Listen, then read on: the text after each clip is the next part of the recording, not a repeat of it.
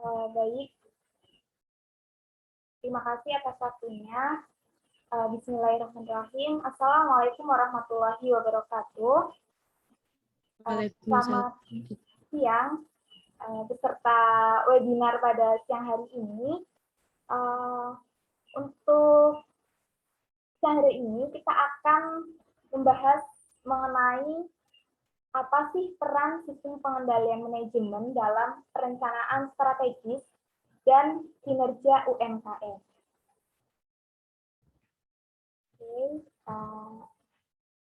Sebelumnya berikut profil singkat saya.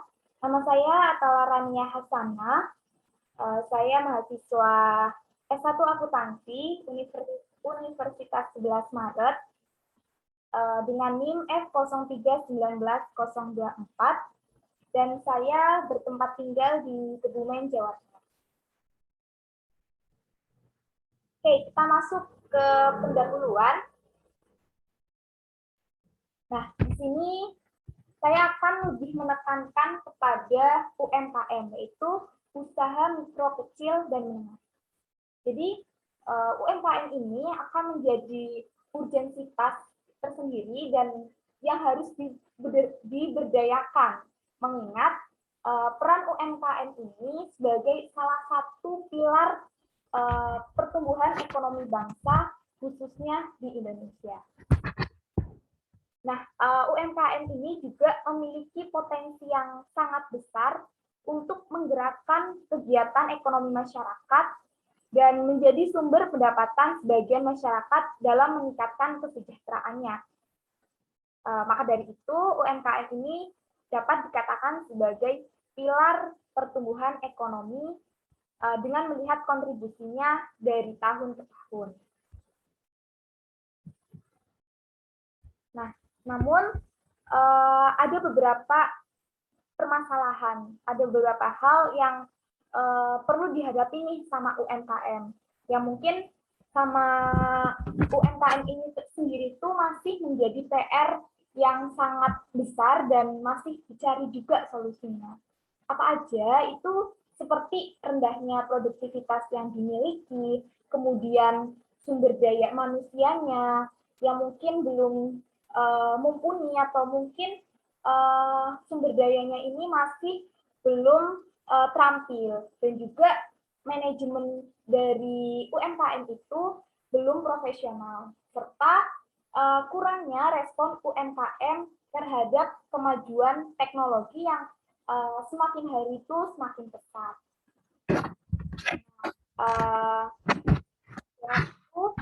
Tentunya dapat diatasi jika para pelaku UMKM itu mampu mengembangkan bisnis mereka serta bisa menginovasikan, jadi bisa memberikan kreativitasnya dan inovasinya agar UMKM-nya itu tetap menjadikan pasar, kemudian kualitasnya dan juga produktivitasnya, serta daya saingnya itu menjadi orientasi pengembangan usahanya. Sehingga nantinya UMKM yang para pelaku usaha lakukan gitu, yang dijalani itu akan tetap eksis. Nah, kemudian ini para pelaku usaha juga dituntut untuk dapat berkompetisi dalam merealisasikan strategi-strategi yang mereka ciptakan gitu. Sesuatu yang mungkin berbeda dengan pelaku-pelaku usaha yang lainnya. Nantinya dapat menyesuaikan diri dengan persaingan pasar yang dihadapi. Dan fokus utama dari pembahasan kita pada siang hari ini itu tentang bagaimana sih kita dapat memformulasikan atau membentuk strategi organisasi bisnis, dalam hal ini UMKM, karena di sini tuh dianggap berhubungan erat dengan proses pengendalian manajemen. Nah, oleh karena itu perlu ada adanya implementasi perencanaan strategis dan sebuah sistem pengendalian manajemen atau dalam hal ini SPM yang bertumpu pada karakteristik relevan bagi UMKM sehingga nantinya akan meningkatkan kinerja dan daya saing usahanya. Di sini kita akan memfokuskan pada permasalahan yang akan saya bahas, yaitu bagaimana peranan dari sistem pengendalian manajemen atau SPM yang diterapkan oleh UMKM dalam merumuskan atau memformulasikan strategi usaha sehingga dapat meningkatkan kinerja UMKM. Nah, yang pertama kita akan masuk ke formulasi strategi dan kinerja UMKM. Nah, jadi pengukuran dari kinerja organisasi secara garis besar tuh masih menjadi perbincangan, perdebatan yang klasik, itu permasalahan yang klasik, karena mungkin kinerja organisasi setiap lininya, setiap usaha, setiap perusahaan itu berbeda-beda sesuai dengan tipe organisasinya. Nah, ketika di sini itu ada perencanaan strategis, maka itu akan memiliki hubungan yang positif dengan kinerja organisasional yang terbagi menjadi dua aliran utama.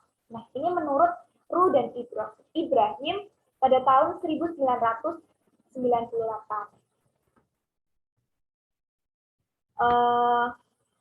Apa aja perencanaan strategisnya? Yang pertama, perencanaan strategis itu dapat meningkatkan keuntungan usaha atau kinerja usaha keuangan organisasi. Jadi, dengan adanya perencanaan strategis itu akan meningkatkan keuntungan usaha yang sudah digeluti. Jadi, dengan adanya perencanaan, maka akan meningkatkan keuntungannya pula. Kemudian yang kedua, itu ada perencanaan strategis digunakan sebagai kunci menuju sukses serta meningkatkan kinerja organisasi. Nah, dalam hal ini, perencanaan strategis ini menjadikan kuncinya, menjadi kunci suksesnya, dan ketika ada perencanaan strategis, maka kinerja dalam organisasi itu akan lebih terstruktur dan terencana. Nah, jadi dalam sebuah perencanaan strategis ini, mengenai formulasi dari strategi yang disesuaikan dengan perubahan-perubahan, serta tantangan-tantangan lingkungan bisnis yang dinamis, dapat menstimulasi atau mengarahkan seluruh elemen organisasi untuk mencapai tujuan serta meningkatkan kinerja organisasional. Nah, untuk memperoleh kesuksesannya dalam implementasi strategi ini juga sangat bergantung pada bagaimana sih proses pengendalian manajemen itu dijalankan. Kemudian keefektifan suatu sistem pengendalian dalam mencapai tujuan organisasi itu atau mencapai kesuksesannya itu tergantung bagaimana implementasi strategi yang ditentukan dan dilihat dari seberapa jauh sistem pengendalian tersebut itu disesuaikan dengan karakteristik organisasinya. Nah, maka dari itu strategi ini tuh sangat dekat hubungannya dengan apa yang harus dilakukan oleh perusahaan untuk mencapai kinerja perusahaan yang maksimal untuk membatasi view dari strategi yang menjadi tujuan perusahaan. Oleh karena itu, konseptualisasi sistem pengendalian manajemen seharusnya dilakukan dengan pendekatan yang terstruktur agar sejalan dengan proses implementasi strategi perusahaan. Jadi dengan adanya perencanaan strategis, kemudian nantinya akan dikendalikan oleh SPM ini sehingga proses yang ingin dijalankan, strategi-strategi yang ingin dijalankan oleh perusahaan itu dapat berjalan dengan terstruktur. Gitu. Nah, kemudian apa aja sih strategi dari daya saing itu sendiri? Jadi menurut Michelle Porter ini terdapat 3 strategi atau cara yang dibutuhkan untuk menentukan daya saing. Antara lain, ada yang pertama, ini ada strategi biaya minimal atau cost leadership. Kemudian yang kedua, itu ada strategi produk berbeda atau differentiation. Dan yang ketiga, ada strategi pusat. Nah, strategi-strategi ini akan dikupas satu persatu di slide selanjutnya. Nah, yang pertama, kita masuk ke strategi biaya minimal atau cost leadership. Jadi pada strategi biaya minimal atau cost leadership ini penekanannya itu pada pengeluaran dengan tujuan akhir untuk membuat barang standar dengan harga yang rendah untuk setiap unitnya. Jadi dalam hal ini tuh yang ditekankan tuh pada biaya yang rendah, biaya yang minimal kayak gitu. Jadi item yang biasanya berfokus tuh pada para pembeli itu mudah terpengaruh pada perubahan harganya gitu. Jadi ketika harganya rendah, harganya itu murah, maka konsumen itu akan lebih tertarik gitu. Nah, khususnya pada hal ini ya, strategi ini tuh sangat baik ketika diterapkan karena tidak sulit untuk membuat perusahaan itu bisa bertahan dengan melawan pesaing-pesaingnya dalam hal harga kayak gitu. Jadi mereka itu bisa menentukan biayanya sendiri, kemudian bisa menjamin keuntungan dari produknya itu sendiri kayak gitu. Kemudian yang kedua itu ada strategi produk berbeda atau differentiation. Jadi pada strategi differentiation ini mendorong suatu organisasi dalam hal ini UMKM untuk memperoleh ciri khasnya tersendiri pada produknya dalam pasar objektif. Jadi dalam hal ini tuh UMKM ini menekankan untuk punya produknya sendiri, ciri khasnya sendiri yang berbeda dengan produk-produk yang lain kayak gitu. Nah, ciri khas dari produk ini itu diutamakan untuk membantu membuat si UMKM ini itu menjadi daya tarik tersendiri gitu bagi konsumennya yang menjadikan konsumen itu kayak tertarik gitu. Ini berbeda nih dari produk yang B, C, tapi bisa tertarik pada produk yang sedang kita jualkan.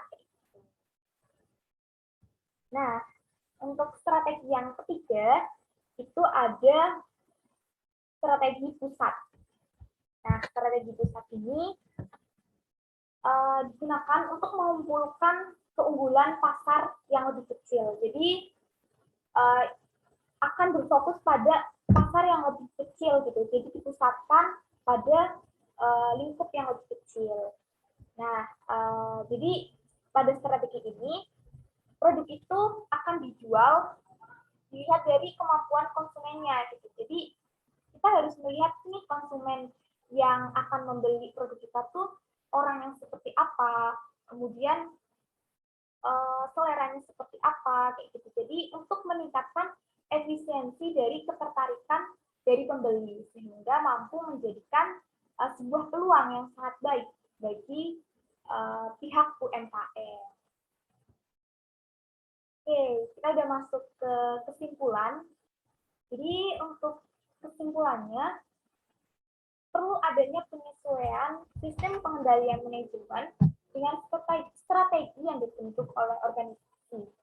Nah, dengan penggunaan sistem pengendalian manajemen ini memiliki hubungan dengan strategi dan kinerja organisasi dalam hal ini UMKM. Hal ini memungkinkan pembentukan strategi yang dilakukan oleh organisasi itu akan sejalan atau akan mempengaruhi pilihan sistem pengendalian yang sesuai dan mengarah pada anggota organisasi untuk melaksanakan aktivitas-aktivitas yang sesuai dengan strategi perusahaan sehingga berujung pada peningkatan kinerja organisasional dalam UMKM. Jadi dengan adanya SPM itu sendiri akan membantu UMKM untuk mengontrol adanya perencanaan strategis dan juga yang mengakibatkan kinerja dari UMKM itu akan meningkat. Nah, sekian pemaparan dari saya. Kurang lebihnya mohon maaf. Apabila dari peserta ada yang ingin bertanya, dipersilakan.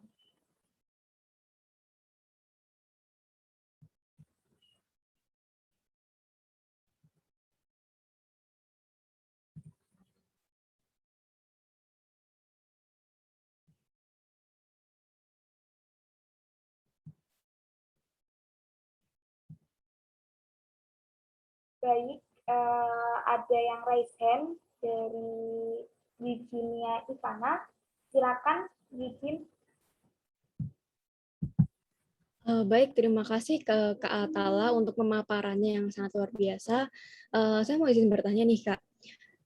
Dalam UMKM itu kan pasti ada kendala dalam pemasaran produk UMKM ke lingkungan yang lebih luas tuh. Nah, apa sih kira-kira yang perlu dilakukan untuk dapat mengembangkan pemasaran dalam UMKM yang ada tersebut gitu? Kalau menurut Kak Atala bagaimana?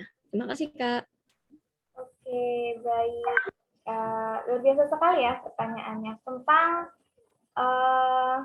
bagaimana UMKM itu bisa menghadapi kendala ketika pemasarannya itu bisa keluar gitu, lebih luas lagi dan akhirnya bisa mengembangkan pemasaran di UMKM itu sendiri.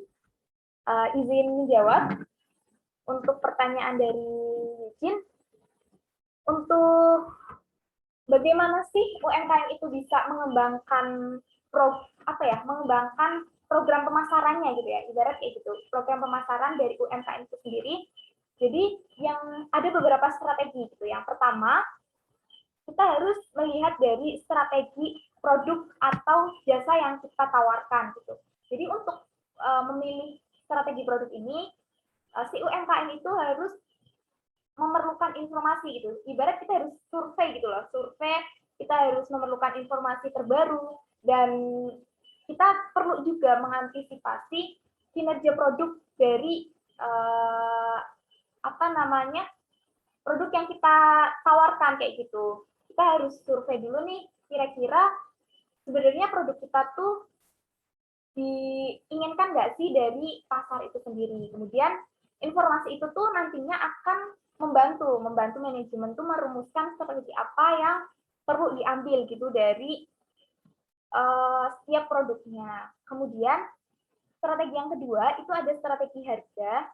Jadi bagaimana sih reaksi konsumen gitu ya terhadap harga yang kita tawarkan, harga yang kita tawarkan sebenarnya terlalu tinggi kah atau mungkin sudah sesuai dengan pasarannya atau seperti apa gitu ya. Kita harus melihatnya itu. Jadi konsumen itu biasanya melihat bagaimana harganya, kemudian saingannya gitu, harga pesaingnya kayak gimana, kemudian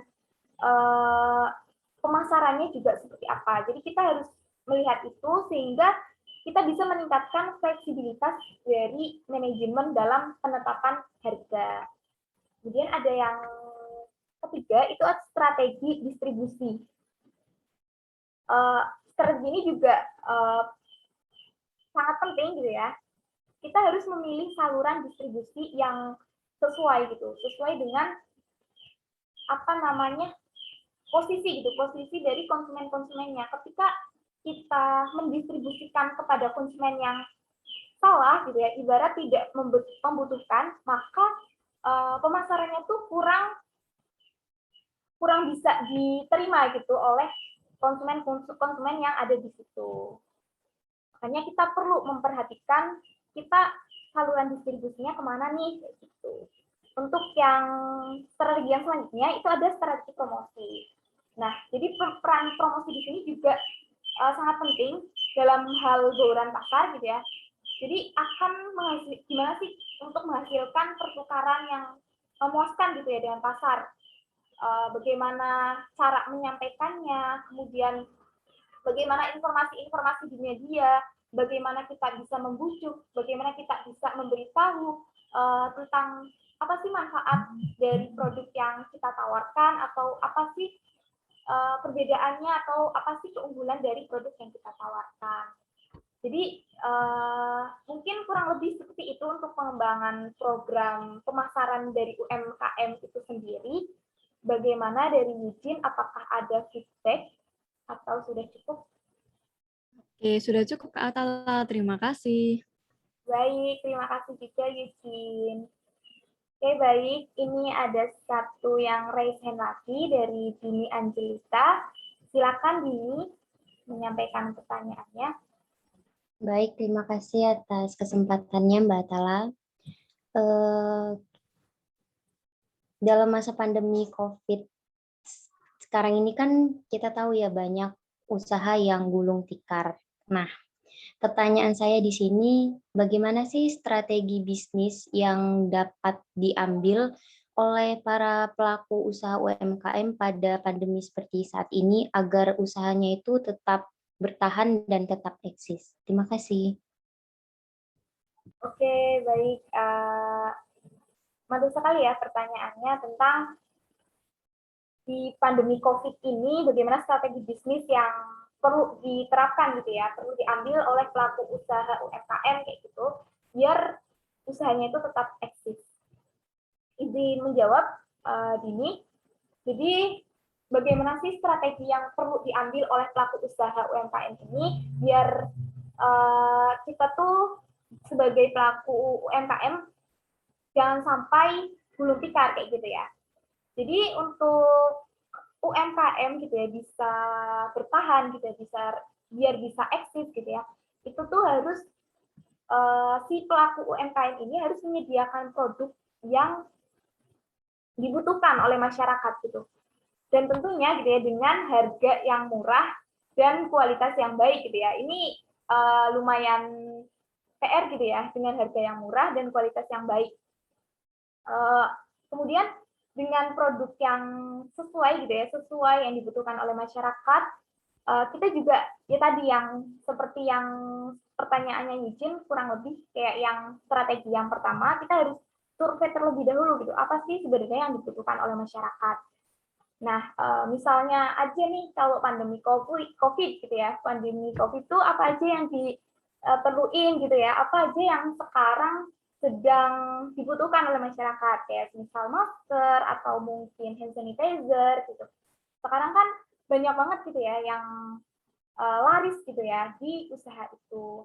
Atau mungkin kalau misal di UMKM gitu ya, kita bisa melihat peluang-peluang apa yang bisa kita masukin nih. Nah, untuk kayak strateginya kayak gimana gitu ya, strategi yang harus diterapkan oleh UMKM itu tuh kita harus kaji lagi nih dalam hal ini kan kayak UMKM kan beda-beda ya, setiap UMKM itu beda-beda, ada yang mungkin bergeraknya di bidang apa gitu ya, itu tuh pasti strateginya tuh juga beda-beda gitu, strateginya beda, jadi perlu dilihat lagi UMKM-nya itu kecil atau mungkin menengah atau mungkin bergerak di bidang apa kayak gitu. Nah, untuk pengukuran strategi ini gitu ya dan juga kinerja gitu ya, itu juga bisa dilihat gitu dari internalnya gitu, dari kepemimpinannya, kemudian bagaimana timnya dan juga akhirnya nantinya tuh bisa membentuk suatu strategi bisnis gitu yang kolektif dari internal UMKM gitu, yang nantinya tuh akan mencakup kepuasan kerja tim gitu, adanya komitmen, kemudian komunikasinya tuh lancar, adanya kerjasama, kayak gitu. Jadi untuk strategi bisnis yang bisa dilakukan di era pandemi seperti ini gitu ya, kita harus pintar-pintar nih untuk melihat peluang apa yang memungkinkan kita lakukan gitu ya di era pandemi. Untuk itu juga kita juga perlu melihat gitu, kita perlu melihat proses dari interaksi antara faktor lingkungan dan juga faktor organisasi. Jadi faktor lingkungan itu dari eksternalnya gitu ya, dari si konsumennya tuh butuh apa, dan faktor organisasinya tuh dari internal kita gitu. Bagaimana pengelolaan timnya, bagaimana pengelolaan dalam hal manajemen produknya kayak gitu. Bagaimana Dini, apakah sudah menjawab? Baik, sudah cukup penjelasannya. Terima kasih Mbak Atala. Baik, terima kasih. Oh ya, apakah masih ada yang ingin bertanya atau sudah cukup?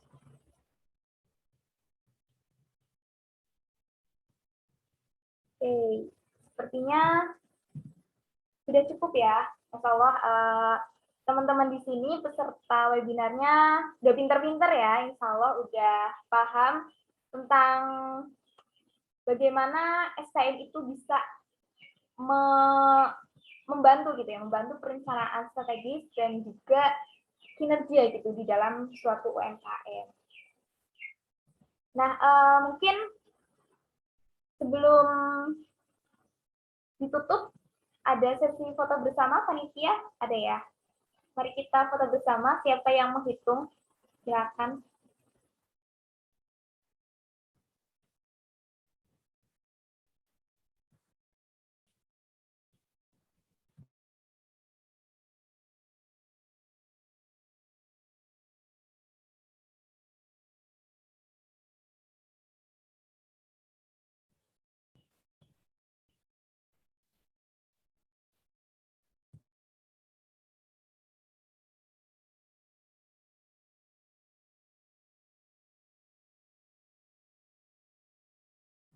Oke, mungkin sekalian aja ya, biar langsung. Oke, siap-siap. 1, 2, 3. Lagi. 1, 2, 3. Oke, baik. Terima kasih teman-teman peserta. Insya Allah sudah selesai agenda kita pada siang hari ini. Semoga apa yang saya sampaikan bisa menjadi ilmu baru, dan jika sudah pernah mendapatkannya, semoga bisa merefresh kembali pikiran kita, dan kurang lebihnya mohon maaf. Semua kesalahan saya minta maaf, dan semua kebenaran itu pasti datangnya dari Yang Maha Kuasa. Kurang lebihnya mohon maaf. Wassalamualaikum warahmatullahi wabarakatuh. Terima kasih semuanya. Waalaikumsalam warahmatullahi wabarakatuh. Terima kasih Kak Atala.